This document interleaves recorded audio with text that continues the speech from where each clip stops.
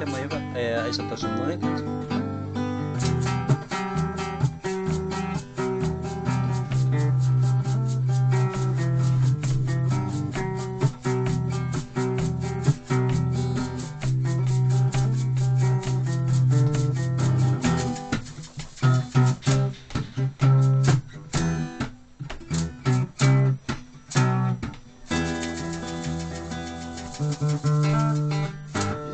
Manana ulu tsitina, simila simirungu fiadina, sanifiti umamenanana,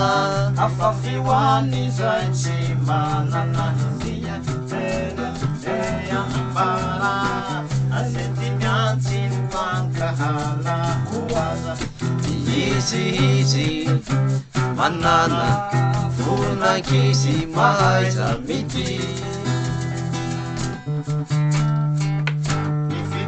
Neka meti mitumbu razurangiti naramina utumbu sate hizi nununitari Rasana jila tsakakadi hizi jumani azwa maharana rasangereshkenya sambarana kuwaza hizi anana funa chizi mahaiza miti Basita funu Tetemu wanjina ya lau Avinu ya bibina Enuka wasgarina Sului fiti Iti wiranu Itunda ratsina fitia Navela ichurina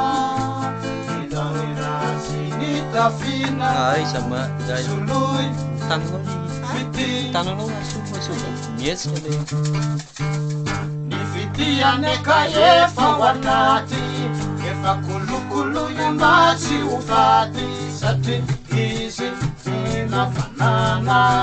Nifuna vaida nadana Nijichu mitulu la salumuruna Tatunia funila kisuruna Yendau